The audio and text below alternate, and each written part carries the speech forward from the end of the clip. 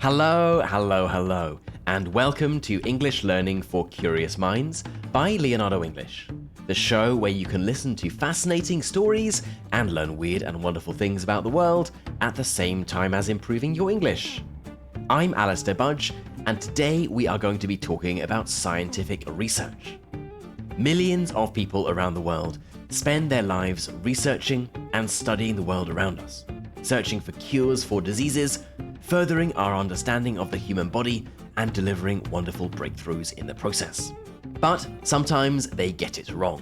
So in this episode, we are going to look at 3 different times when scientific breakthroughs and discoveries have been announced, only for it later to be revealed that it was all one big mistake. Okay then, let's not waste a minute and talk about bad science.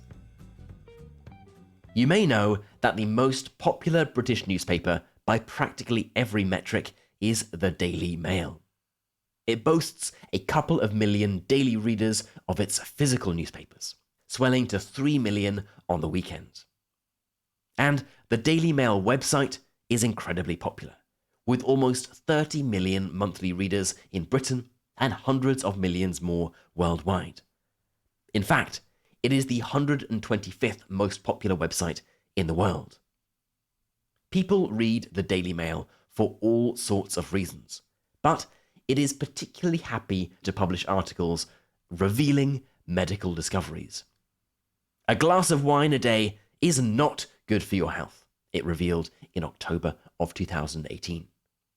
Then, drinking a small glass of red wine a day could help avoid age-related health problems like diabetes, Alzheimer's, and heart disease, study finds, published in April of 2020.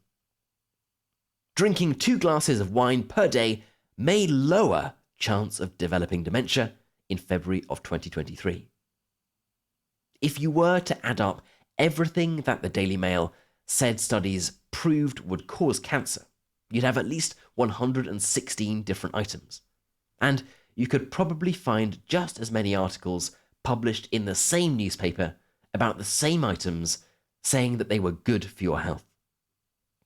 This has become a bit of a joke in British culture, but it does raise an interesting question about the basis of scientific studies and how the results are published and presented to the public. Now, for the absence of doubt, this episode is not intended to suggest that any scientist is intentionally deceiving members of the public with a result of their study.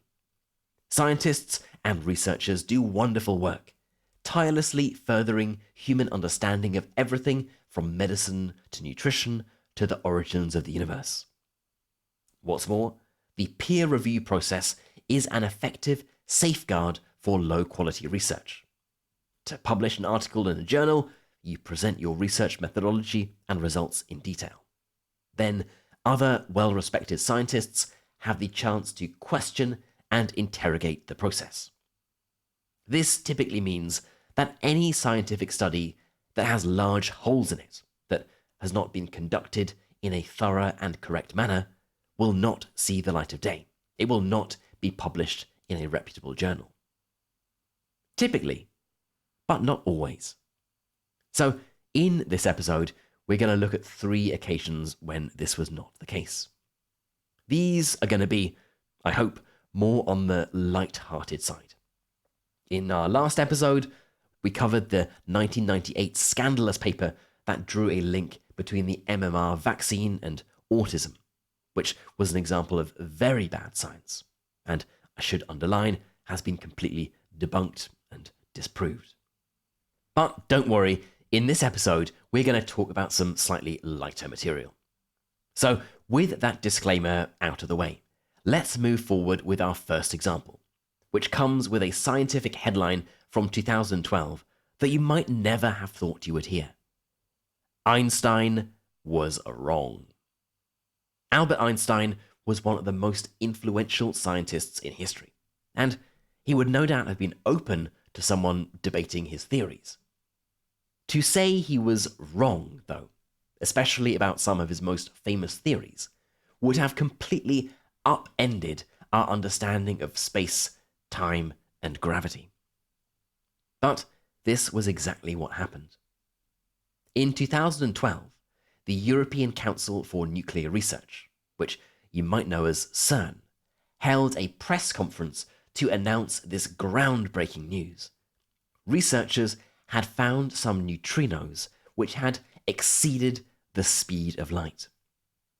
As you might know, the fact that nothing can go faster than light is a core part of Einstein's theories of relativity. And this isn't like saying a cheetah is the fastest land animal in the world and there's nothing faster than a cheetah. If an animal was discovered tomorrow that could run faster than a cheetah, nothing would happen, apart from there would probably be some great new nature documentaries. If it was suddenly discovered that something could travel faster than light, it would completely change everything we believed about the universe. It would be a huge deal. So, what happened? Well, the researchers said that they had fired beams of subatomic particles, called neutrinos, through the ground from CERN to a lab in Gran Sasso, in Italy, 720 kilometers away. The speed of light is, as you may know, 299,792,458 meters per second. But these neutrinos got to the Gran Sasso lab faster than light would have. To be precise, they got there 60 nanoseconds. That's 60 billionths of a second earlier than they would have if they were traveling at the speed of light in a vacuum. 60 billionths of a second might not sound like very much, but the important thing is that they were faster even by 1 billionth of a second. It seemed like all laws of physics were breaking down. And to state the obvious, this was CERN, some of the smartest physicists in the world. This wasn't a backyard experiment with a random armchair scientist declaring Einstein was wrong. Of course, it caused quite the reaction. It was all over the news, with some scientists even claiming that this proved time travel was possible. So, what happened? You're probably wondering. Initially, it looked like there was nothing obviously wrong with the experiment. But it was later discovered that, similar to the reason that you might have had problems with your Wi-Fi or your TV, there was a problem with the fiber optic cable. All was not lost. Einstein was not wrong. Time travel is still not possible. There is no need to rethink our understanding of space, time, and gravity. It all came down to a fault in the cable. But this wouldn't be the first time that scientists have claimed that they were on the cusp of a groundbreaking discovery, and one that would fundamentally change the world. In 1989, two electrochemists at the University of Utah announced that they had managed to achieve cold fusion, a type of nuclear reaction that took place at room temperature. This was groundbreaking because nuclear reactions, as you may know, were only believed to be possible at incredibly high temperatures, in the tens of millions of degrees. Yes, they give off huge amounts of energy when they happen, but it is expensive and dangerous to create a nuclear reaction. But these two scientists, Martin Fleischmann and Stanley Pons, claimed that they had managed to achieve this at room temperature, basically on a kitchen table. As they prepared to share their discovery with the world, they anticipated the changes that it would bring. No longer would countries be dependent on oil from the Middle East, or worried about pollution from power stations or global warming. These men had created a way for the universe's most powerful source of energy to be harnessed at room temperature, from the comfort of one's own home. It was going to be revolutionary. And the even better news was that the process was relatively simple. I'll give you the simplified version here, but it essentially just involved passing electricity through heavy water, which is just modified water with a heavier form of hydrogen. You could do it on your kitchen table, and it would generate a nuclear reaction and give off huge amounts of energy. Crazy, right? And again, these weren't two random scientists. They were reputable electrochemists, university researchers. They knew what they were doing, and they said that they had managed to achieve what had until then been thought unachievable. They decided to skip the typical peer review process, where a research paper is shared with academic colleagues for comment and feedback. Instead, they went straight to a press conference. Such was the gravity of what they claimed that they had discovered. Immediately, scientists at other prestigious universities, such as Caltech and MIT, rushed to recreate the experiment. After all, it was quick and easy, and could be done with materials that any chemistry laboratory would have on hand. Verifying it should be a breeze. The problem was, try as they might, they could not recreate this cold fusion that Fleischmann and Pons had supposedly proved. They tried, but they got very different results. And they tried again, and the result was the same, and the same, and the same. Soon enough, it became clear that Fleischmann and Pons had made some kind of large mistake with their experiments, and their names became bywords for failed science. Now, just in case this episode ages terribly, I should add that there are still some people who believe that Fleischmann and Pons were not mistaken, and that cold fusion is possible and one day will in fact change the world. But to date, nobody has come anywhere near achieving it. Right, for our third and final example of bad science, we're going to turn to everyone's favourite subject, chocolate. Well, perhaps not everyone's favourite subject, but one that newspapers love to write stories about, especially when it comes to the links between chocolate and health. Chocolate gives you cancer. Chocolate prevents cancer. Chocolate causes obesity. Chocolate helps prevent obesity, and so on. In 2015, there was a groundbreaking discovery on the cover of the German Bild magazine. The story was about a group of German researchers who had discovered that people on a low-carbohydrate diet would lose weight 10% faster if they ate a bar of chocolate every day.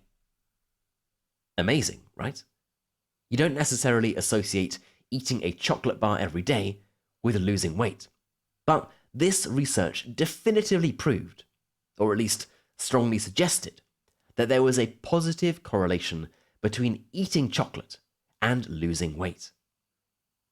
Obviously, it was perfect news fodder, and the story was picked up by news outlets in 20 different countries across the world, in half a dozen languages.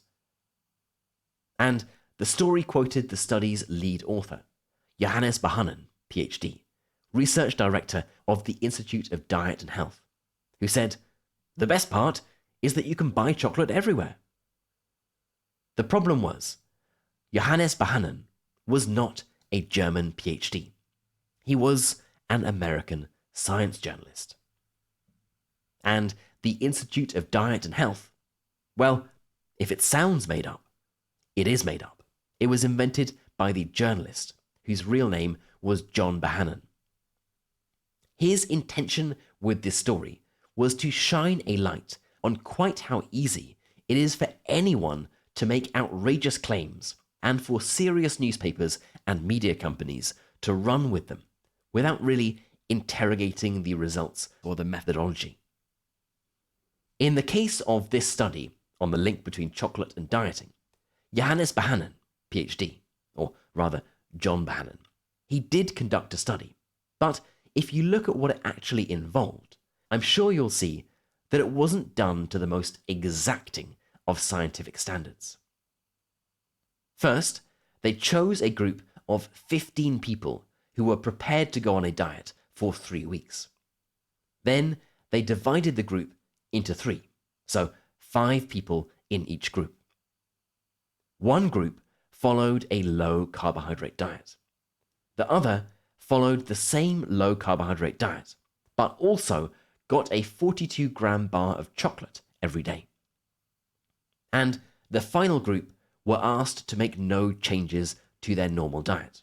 They did nothing different, essentially. Throughout the entire 3 weeks, the researchers measured the participants extensively.